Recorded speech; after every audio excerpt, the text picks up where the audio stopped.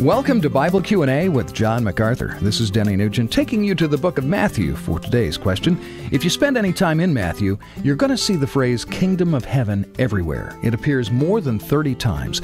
Jesus was especially fond of using that phrase. He illustrated the kingdom of heaven with parables, called for people to prepare for its coming, promised it to the persecuted and poor in spirit, and even gave Peter the keys to it. John, the kingdom of heaven must have been an important idea for the Jews in that day. Why was that? And what does it mean?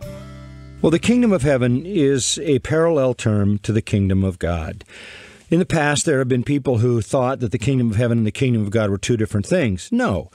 In fact, heaven is just a way to refer to God, so that the kingdom of God and the kingdom of heaven are exactly the same thing. Heaven being a euphemism for God's name.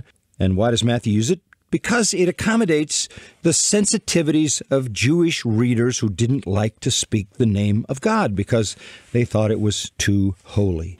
So what is the kingdom of God? It is the sphere where God reigns and rules. In a sense, the whole universe is his kingdom, but in a salvation sense, believers make up his kingdom. In the future, there will be a millennial form of that kingdom, and then finally the new heaven and the new earth will constitute the eternal kingdom of God. But the concept of the kingdom is the sphere of God's dominion over those who belong to him by faith. It is a present reality, and if you are a believer in Jesus Christ, you have entered into the kingdom of heaven, or if you will, the kingdom of God.